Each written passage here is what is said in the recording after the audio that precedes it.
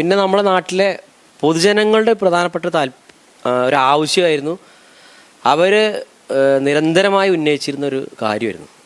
ആ പ്രാധാന്യം കണക്കിലെടുത്തുകൊണ്ടാണ് നമ്മൾ ഈ റോഡിനെ എങ്ങനെ മനോഹരമാക്കി മാറ്റാൻ വേണ്ടി തീരുമാനിച്ചിട്ടുള്ളത്. നമസ്കാരം. എൻ്റെ പുറകിലായി കാണുന്ന ഈ റോഡാണ് Perinthalmanna police station road. Police station, കോടതി, സിവിൽ സ്റ്റേഷൻ തുടങ്ങി നിരവധി സർക്കാർ സ്ഥാപനങ്ങൾ പ്രവർത്തിക്കുന്ന ഈ റോഡ് വളരെയധികം ശോചനീയമായ അവസ്ഥയിലായിരുന്നു. കാടുമൂടിയും തൊണ്ടി വാഹനങ്ങൾ കൂമ്പാരമായും കിടന്നിരുന്ന ഈ റോഡിനെ നവീകരിക്കാൻ മാറി മാറി ഭരിച്ച MLA-മാർ ആരും തന്നെ പ്രയത്നിച്ചിരുന്നില്ല. എന്നാൽ നഗരസഭ 49 ലക്ഷം രൂപ വകയിരുത്തി ഈ റോഡ് ഇന്നീ കാണുന്ന രീതിയിൽ കട്ട പതിച്ച് മനോഹരമാക്കിയിരിക്കുകയാണ്. ഡിപ്ലോമാറ്റിക് റോഡ് എന്ന് നാമകരണം ചെയ്തിരിക്കുന്ന പെരിന്തൽമണ്ണ നഗരത്തിലെ പ്രധാന റോഡായ ഈ പോലീസ് സ്റ്റേഷൻ റോഡിനെ 30-ാം തീയതി നഗരസഭാ ചെയർമാൻ P. ഷാജി നാടിന് സമർപ്പിക്കും. പെരിന്തൽമണ്ണ നഗരസഭയുടെ ആസൂത്രണ മികവിലെ ഒരു പൊൻതൂവലാണ് പെരിന്തൽമണ്ണ കോടതി റോഡ്. നഗരവൽക്കരണത്തിന് ഏറെ പ്രാധാന്യം നൽകുന്ന പെരിന്തൽമണ്ണ നഗരസഭ 49 ലക്ഷം രൂപ വകയിരുത്തിയാണ് പെരിന്തൽമണ്ണയിലെ പ്രധാനപ്പെട്ട റോഡിനെ കട്ടപതിച്ച് മനോഹരമാക്കി വാഹനയാത്രികർക്കും മറ്റും സുഗമമായ രീതിയിൽ സഞ്ചരിക്കാവുന്ന റോഡാക്കി മാറ്റി ഡിപ്ലോമാറ്റിക് റോഡ് എന്ന് നാമകരണം ചെയ്തിരിക്കുന്നത്. പോലീസ് സ്റ്റേഷൻ, സബ് ജയിൽ, കോടതി, മിനി സിവിൽ സ്റ്റേഷൻ തുടങ്ങി വിവിധ വകുപ്പ് കാര്യാലയങ്ങൾ സ്ഥിതി ചെയ്യുന്ന പെരിന്തൽമണ്ണയിലെ നയതന്ത്ര പ്രധാനമായ റോഡാണിത്. ഉദ്യോഗസ്ഥരുടെ കൂടി പിന്തുണയോടെയാണ് കാടുമൂടിക്കിടന്നിരുന്ന റോഡിനെ ഇന്നീ കാണുന്ന രീതിയിൽ മനോഹരമാക്കാനായിരിക്കുന്നത്. ജൂലൈ 30-ന് നഗരസഭാധ്യക്ഷൻ P. ഷാജി ഡിപ്ലോമാറ്റിക് റോഡ് നാടിന് സമർപ്പിക്കുന്നതിലൂടെ പൊതുജനങ്ങൾക്കും ഏറെ ഉപകാരപ്രദമായി മാറും. പട്ടാമ്പി ഭാഗത്തേക്കും പാലക്കാട് ഭാഗത്തേക്കും പോകുന്ന ആളുകൾക്ക് ഒരു മിനി ബൈപ്പാസായി ഈ റോഡിനെ പ്രയോജനപ്പെടുത്താം. അതിലൂടെ നഗരത്തിലെ ഗതാഗത കുരുക്കിനും ഒരു പരിധിവരെ പരിഹാരമാകും. നമ്മളോടൊപ്പം പെരിന്തൽമണ്ണ നഗരസഭാ ചെയർമാൻ P. ഷാജി ചേരുകയാണ്. കോടതി റോഡ് ഉദ്ഘാടനത്തിന് തയ്യാറായി നിൽക്കുന്ന ഒരു ഘട്ടത്തിലാണല്ലോ. 2 കോടതിയുണ്ട്, മിനി സിവിൽ സ്റ്റേഷൻ ഉണ്ട്, പോലീസ് സ്റ്റേഷൻ, ജയിൽ, വിവിധങ്ങളായ സർക്കാർ സംവിധാനങ്ങൾ നിലനിൽക്കുന്ന ഒരു പ്രദേശമാണല്ലോ. സംസ്ഥാന സർക്കാരിൻ്റെയും MLA MP ഫണ്ടുകളൊക്കെ മറികടന്നുകൊണ്ട് ഈ ഒരു സാമ്പത്തിക ഞെരുക്കമുള്ള ഘട്ടത്തിൽ എന്തുകൊണ്ടാണ് പെരിന്തൽമണ്ണ നഗരസഭ ഈ ഒരു ബൃഹത്തായ പദ്ധതി ഏറ്റെടുത്തിട്ടുള്ളത്? അത് അതിൻ്റെ പ്രാധാന്യം കണക്കിലെടുത്തുകൊണ്ട് തന്നെയാണ്. ശരിക്കും പറയുകയാണെന്നുണ്ടെങ്കിൽ വളരെ ചെറുപ്പകാലം മുതലേ പെരിന്തൽമണ്ണ ടൗണിലൊക്കെ വരുമ്പോൾ തന്നെ നമ്മൾ ശ്രദ്ധിച്ചിരുന്നൊരു സ്ഥലമാണിത്. ഈ റോഡ് വളരെ ശോച്യാവസ്ഥയിലായിരുന്നു. അതിനൊരു കാരണം ഈ പറഞ്ഞ പോലെ തന്നെ പോലീസ് സ്റ്റേഷനിലെ തൊണ്ടി വാഹനങ്ങൾ ഡംപ് ചെയ്തിരുന്നു. അതിന് ഒരു പരിഹാരം കാണാൻ എല്ലാവരും ശ്രമിച്ചിട്ടുണ്ട്. നഗരസഭാ ഭരണാധികാരികളൊക്കെ ശ്രമിച്ചിട്ടുണ്ട്. പക്ഷേ ഈ പറഞ്ഞതുപോലെ തന്നെ എല്ലാ ഘടകങ്ങളും ഒത്തുവന്നത് ഈ സമയത്താണ് എന്നുള്ളതാണ്. അതിൽ ഒരു കാര്യം, ഒരു പ്രധാനപ്പെട്ടത്, ഈ വാഹനങ്ങൾ നീക്കം ചെയ്യാൻ നമ്മൾ നല്ല സാങ്കേതികമായിട്ടുള്ള പ്രയാസം ഉണ്ടായിരുന്നു. അപ്പോൾ അതിന് പറ്റിയ ഓഫീസർമാർ ആ സമയത്ത് ഉണ്ടായി എന്നുള്ളതാണ്. അന്നത്തെ CI ആണെങ്കിലും DYSP ആണെങ്കിലും ഇന്നത്തെ CI ആണെങ്കിലും DYSP ആണെങ്കിലും ഒക്കെ വളരെ സൗഹാർദ്ദപരമായ സമീപനവും ഇതവിടുന്ന് മാറ്റണം, അതൊരു പ്രയാസമാണെന്ന് കണ്ടുകൊണ്ട് അവരുടെ ഒരു സപ്പോർട്ടുണ്ടായി. ആദ്യം നമ്മൾ എടുക്കേണ്ട ഒരു സമീപനം അതായിരുന്നു. അതാണ് ആദ്യം എടുക്കേണ്ട ഒരു സമീപനം എന്ന് കണ്ടുകൊണ്ട് ആ വാഹനങ്ങൾ അവിടെ നീക്കം ചെയ്യാനുള്ള പരിപാടിയാണ് ആദ്യം ഘട്ടം തീർത്തത്. രണ്ടാമത് ഈ പറഞ്ഞ പോലെ തന്നെ റോഡ് നഗരസഭയുടേതല്ല.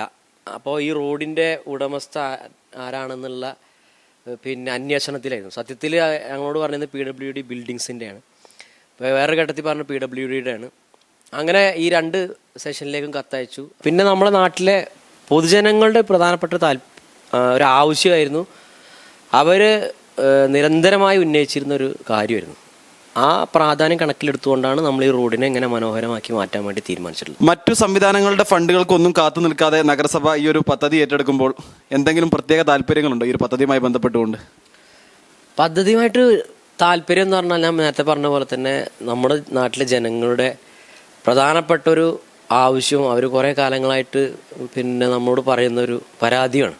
അതിന് പരിഹാരം കാണുക എന്നുള്ളത് നഗരസഭ ചെയ്യേണ്ട ഒരു കാര്യമാണ്, ഉത്തരവാദിത്തമാണല്ലോ. അതിൻ്റെ ഭാഗമായിട്ടാണ്. അതിന് വേറെ ഫണ്ടിനും മറ്റു കാര്യങ്ങൾക്കൊക്കെ പോയാൽ ഒരു പക്ഷേ വേണമെങ്കിൽ നമുക്ക് സാങ്കേതിക തടസ്സമൊക്കെ പറഞ്ഞ് ഇത് നമ്മുടെ റോഡല്ല എന്നൊക്കെ പറഞ്ഞ് വേണമെങ്കിൽ അത് വർക്ക് ചെയ്യാതിരിക്കുന്നത്. പക്ഷേ നമ്മുടെ നഗരത്തിൻ്റെ ഏറ്റവും പ്രധാനപ്പെട്ട ആവശ്യമാണെന്ന് കണ്ടുകൊണ്ടാണ് നഗരസഭ അത് ഏറ്റെടുക്കാൻ വേണ്ടി തീരുമാനിച്ചത്. നിങ്ങൾ പറഞ്ഞതുപോലെ തന്നെ പെരിന്തൽമണ്ണയിൽ വരുന്ന ആളുകൾ അവരുടെ ആവശ്യങ്ങൾക്ക് വേണ്ടി പോകുന്ന ഓഫീസുകൾ, എല്ലാ പ്രധാനപ്പെട്ട ഓഫീസും ഈ റോഡിനായിട്ട് കേന്ദ്രീകരിച്ച് ഇവിടുന്നാണ് ആക്സസ്. പോലീസ് സ്റ്റേഷൻ ഇപ്പോൾ എത്രയോ ആളുകൾ ഒരു ദിവസം വരുന്ന, കോടതി എത്രയോ ആളുകൾ വരുന്നതാണ്, സിവിൽ സ്റ്റേഷൻ എത്രയോ ആളുകൾ വരുന്ന, ഭാവിയിൽ ട്രഷറി അവിടെയാണ് വരാൻ വേണ്ടി പോകുന്നത്. അവിടെയും എത്രയോ ആളുകൾ ഒരു ദിവസം വരാൻ വേണ്ടി പോകുന്നു. എക്സൈസ് ഓഫീസുണ്ട്, അതേപോലെ തന്നെ ജയിലുണ്ട്. ആളുകൾ അങ്ങനെ വരുന്നില്ലെങ്കിൽ പോലും ഏറ്റവും പ്രധാനപ്പെട്ടതും സുരക്ഷയൊക്കെ ആവശ്യമുള്ളതായിട്ടുള്ളതാണ്. ആ താല്പര്യം തന്നെയാണ് അതിലുള്ളത്. അപ്പോൾ അത് നമ്മളെ ഏറ്റെടുക്കാൻ തീരുമാനിച്ചു. ഇത് പൊതുജന താല്പര്യമാണ് നമ്മുടെ താല്പര്യം. ഇത്രയും ബൃഹത്തായ ഒരു പദ്ധതി ഈ ഒരു പ്രതിസന്ധി ഘട്ടത്തിലും ഏറ്റെടുക്കുമ്പോൾ അതിലുണ്ടായ വെല്ലുവിളികൾ എന്തെല്ലാമാണ് നിർമ്മാണ പ്രവൃത്തികളിൽ? വെല്ലുവിളികൾ ഒരുപാടുണ്ടായിട്ടുണ്ട്. കാരണം ഈ റോഡിൻ്റെ ഉടമസ്ഥൻ ആരാണെന്ന് അന്വേഷിക്കലായിരുന്നു ആദ്യം ചെയ്തിരുന്നത്. അപ്പോൾ ഈ പറഞ്ഞ പോലെ തന്നെ നമ്മളോട് PWDയുടെ ബിൽഡിംഗ് സെക്ഷനിലാണെന്നാണ് ആദ്യം നമ്മളോട് സംസാരിച്ചത്. അപ്പോൾ ബിൽഡിംഗ് സെക്ഷനിലേക്ക് കത്തയച്ചു. നേരിട്ട് പോയിട്ടാണ് എനിക്ക് തോന്നുന്നു ഞാൻ തന്നെ നേരിട്ട് പോവുകയാണ് ചെയ്തത്. PWD-നെ കണ്ട് കത്ത് കൊടുത്തു. അവർ ഇക്ക് കത്തയച്ച് അവർ അതിന് കൺഫർമേഷൻ വാങ്ങി, ഞങ്ങളുടെ കത്തല്ല. രണ്ടാമത് PWDയുടെ ആണോ എന്ന് അന്വേഷണം നടന്നു. അപ്പോൾ അതല്ല, തന്നെയാണ് റവന്യൂ വകുപ്പിന്. അപ്പോൾ നമ്മൾ റവന്യൂ വകുപ്പ് വളരെ നല്ല രീതിയിൽ തന്നെ അതുമായി ബന്ധപ്പെട്ട് സഹകരിച്ച് പ്രവർത്തിക്കാൻ തയ്യാറായി. അവർ അത് അനുമതി നമുക്ക് ലഭ്യമാക്കി തന്നു. അപ്പോൾ അങ്ങനെ റോഡ് നമുക്ക് വിട്ടു തന്നു. അങ്ങനെ റോഡ് നമ്മൾ ചെയ്യാൻ വേണ്ടി തീരുമാനിക്കുകയാണ്. അതാണ് ഒരു സമയത്തെ വെല്ലുവിളി. പിന്നെ ഈ പറഞ്ഞ പോലെ തന്നെ വളരെ നഗരസഭയുടെ ഇന്നത്തെ ഒരു സാഹചര്യം വെച്ച് ഇത്രയും ഫണ്ട് ചെലവഴിക്കുക എന്ന് പറയുന്നത് ഒരു വെല്ലുവിളി തന്നെയാണ്. പക്ഷേ ഞാൻ നേരത്തെ പറഞ്ഞ പോലെ തന്നെ പൊതുജന താല്പര്യമാണ് നമ്മളെ അതിനൊക്കെ പ്രേരിപ്പിച്ചിട്ടുള്ളത്. മാറി മാറി ഭരിച്ച MLA-മാരോ MP-മാരോ പെരിന്തൽമണ്ണയിലെ പോലീസ് സ്റ്റേഷൻ റോഡിനെ പരിഗണനയിലെടുത്തിരുന്നില്ല എന്നത് തികച്ചും ഖേദകരം തന്നെയാണ്.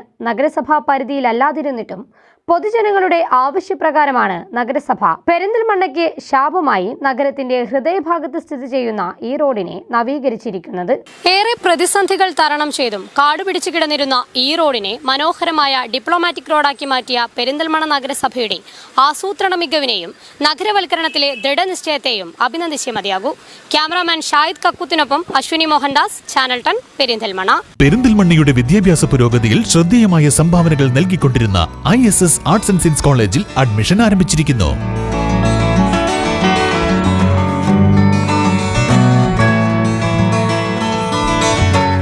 BCom finance, cooperation, computer application, banking and insurance, BBA, BA economics, BA English, BCA, BSc artificial intelligence, MCom, MA English തുടങ്ങിയ 9 UG കോഴ്സുകളും 2 PG കോഴ്സുകളുമായി ISS arts and science college ജൈത്രയാത്ര തുടരുന്നു.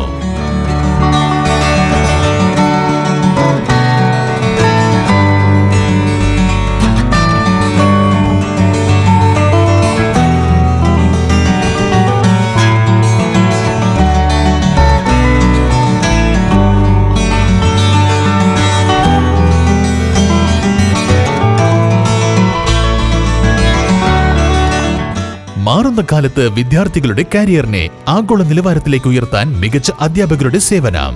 ISS arts and science college, Ponniyakurissi, Perinthalmanna.